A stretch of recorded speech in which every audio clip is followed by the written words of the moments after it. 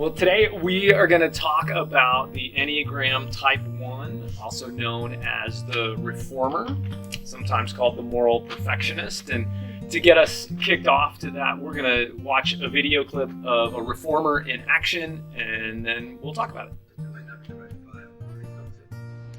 Where are you from, Mr. Rogers? Is it New Haven or Paramos? 5 exams in 5 different cities. That might not be the right file. No, it's not the exams I'm interested in. It's the 5 tries. But you didn't answer my question. Do you want to kill Nazis?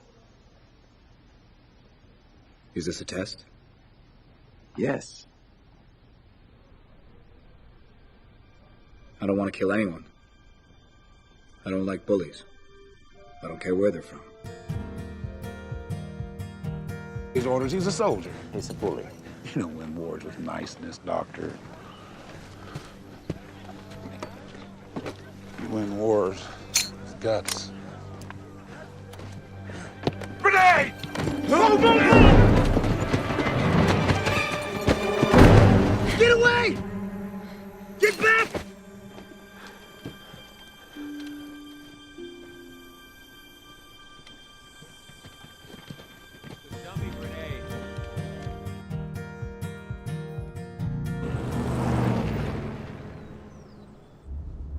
Where did Captain America learn how to steal a car?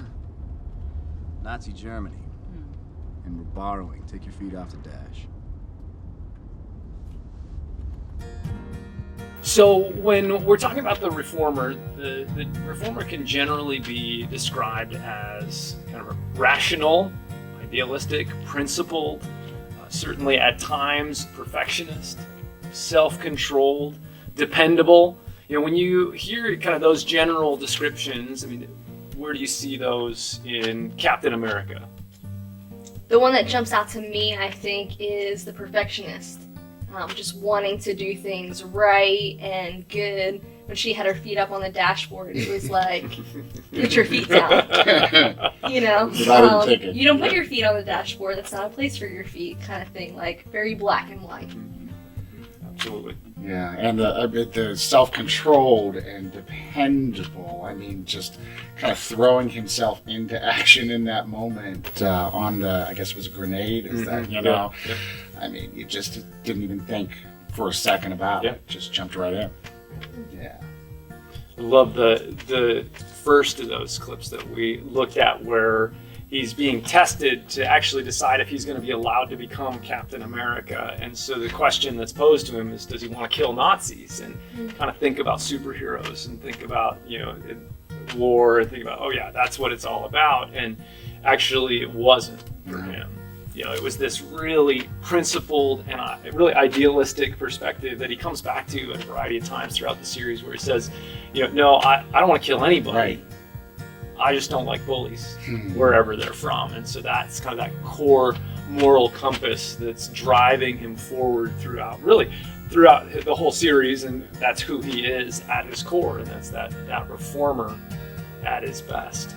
So, Yeah, his motivation wasn't at all to want to be jumping into that action of, killing people, or that wasn't his motivation at all. Yeah, that's right. So when we think about motivations, and we think about, so where do the motivations for the Reformer come from? What are kind of those driving, kind of gut level feelings, not even feelings, just unthought, unspoken, just kind of driving impulses that come out for the Reformer? Yeah, you want to be good.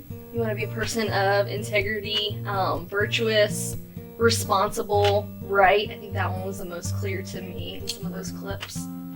This desire to improve everything, you know what I mean? You really want to be able to be working into, living into improving things. Yeah.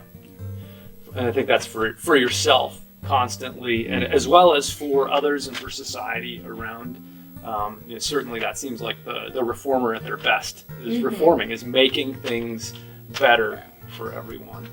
And on the flip side of those motivations there's some fears that often live on the other side of those positive motivations. And so when we think about the Reformer, what are some of those core fears that drive the Reformer? Well, they have a definite fear of being wrong. That's not something that they often a place they want to be.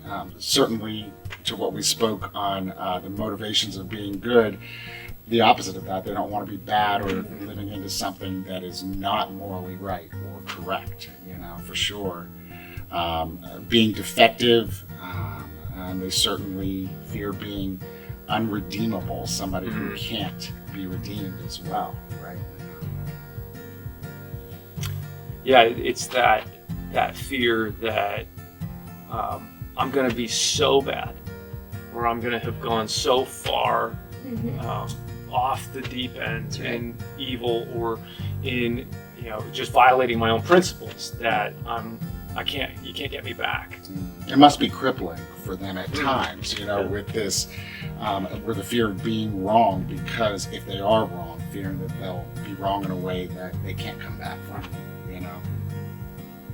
Yeah, and when a one is in an unhealthy place, when a reformer is in an unhealthy place, it's more than, crippling is a good word, because that fear then breeds this inner critic that is constantly nitpicking and criticizing every choice that's made, every action, questioning, was it enough? Was it good enough? Did it live up to the standard, that whatever the standard is that the one is carrying? And it can, absolutely, it's a heavy weight to carry. Well, it creates this comparison trap. And then you're really critical of yourself, but you're also really critical of others. And so when they don't live up to that expectation, it creates a sense of resentment towards them. When they're not following the rules that are spoken or unspoken, creates that anger in you. Yeah, and I think, any of us, and probably all of us, have perhaps dealt with folks who are maybe living into a bit of the unhealthy side of that one, and those moments where you love the person, but there's in the back of your mind this thought of, when's the first hit going to come? The first criticism, the first, and to just try to remind yourself that they don't mean it to be that way, and yet it still hurts. Right? Yeah, it's true. I suspect my grandmother might be a reformer. And, I can so many times hear the conversations where she's picking apart my grammar, or she is correcting how I have set the table, because it's not exactly as the etiquette books say it should be set. And, and so many other things that I genuinely don't think she's trying to be cruel in her criticism, because I don't think she's seeing it as criticism. I think the one always feels like they're helping you. That's right. Even when it's coming off as critical, judgmental, like they're meddling, where you just don't want them to meddle sometimes. I think that's a common experience when dealing with a one. I feel like they almost, in their minds, these things are so important that it be correct and be done just the right way, that they can't help but think it must be the same for you as well. So let me help you get there also. Yeah. Right, we begin to project on the other person, and deep down there's an arrogance, right? That my way is the right way and it's the only way. But the other side of that is, if it's the right way, you want to lead others in the right way and invite them to come along. And so you don't want them to believe anything that is in opposition to what is right and good and virtuous. And so, yeah, so true. Think, Amanda, you had mentioned kind of the core sin that the reformer wrestles with, because each type has their own core sin that comes along with that type, is an anger that then actually shows up in resentment.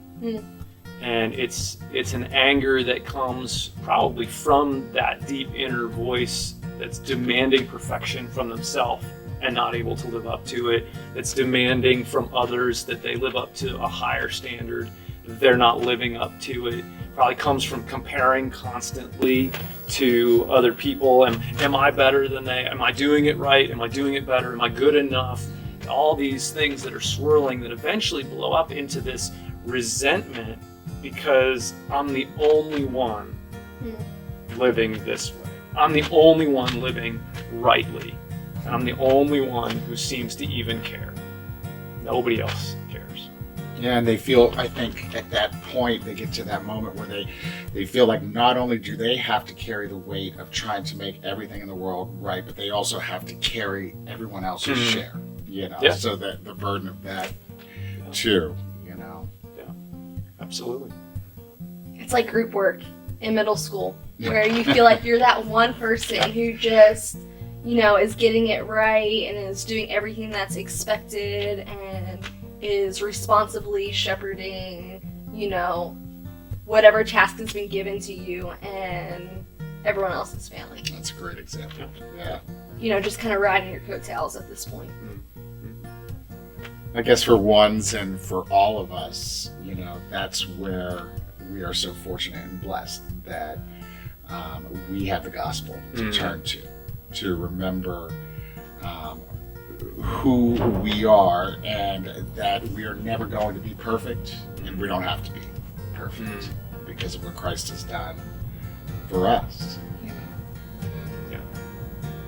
Yeah, wrestling that with that inner critic that says you're imperfect and so you're not lovable is the lie that the gospel speaks to.